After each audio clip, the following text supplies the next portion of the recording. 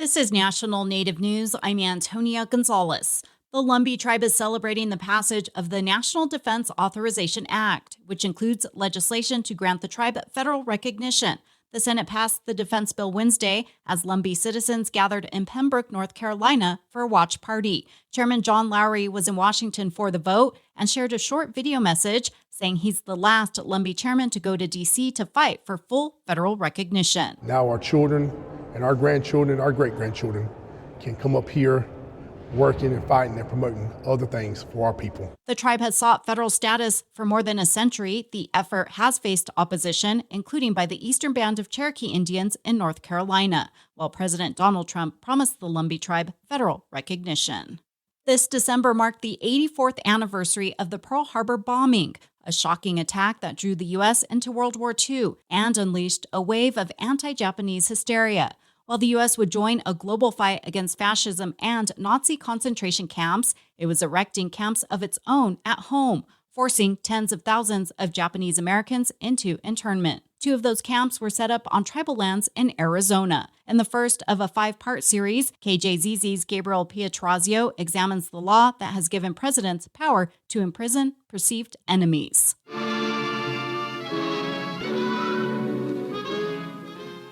December 7th, 1941. No American will ever forget this Sunday morning in Hawaii.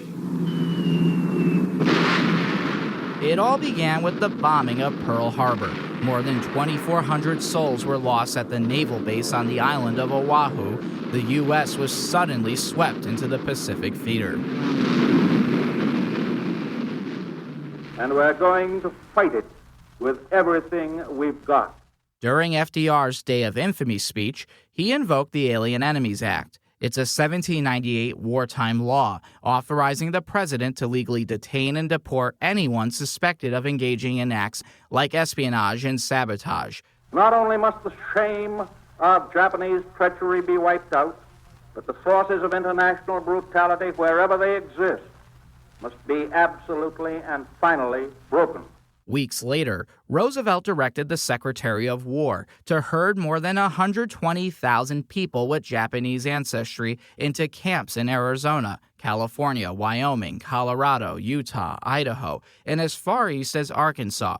2/3 of prisoners were American-born citizens. First Lady Eleanor Roosevelt had empathized with them, even touring a camp south of Phoenix in 1943. Barbara Perry says Eleanor was simply ahead of her time. And certainly on how she viewed Japanese Americans, but she couldn't convince her husband of that. Perry is co-chair of the Presidential Oral History Program at the University of Virginia. She also points out precedent was set a century prior when President Andrew Jackson signed the Indian Removal Act in 1830, marching tribes west of the Mississippi River. America was pretty discriminatory. Despite not being at war, President Trump re-invoked the Alien Enemies Act on day 1 of his second term. To eliminate the presence of all foreign gangs and criminal networks, bringing devastating crime to U.S. soil, including our cities and inner cities.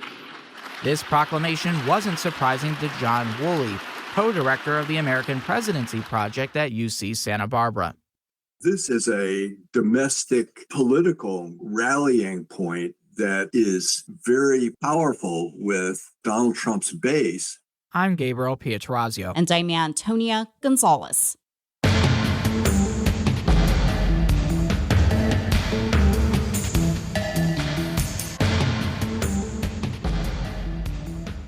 National Native News is produced by Koahnic Broadcast Corporation, with funding by the Corporation for Public Broadcasting.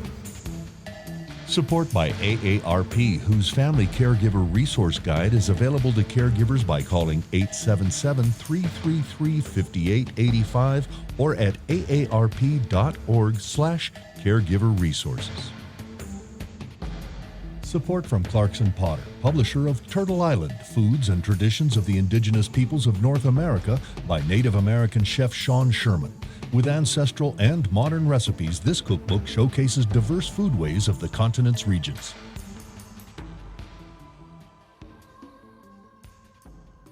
Native Voice One, the Native American Radio Network.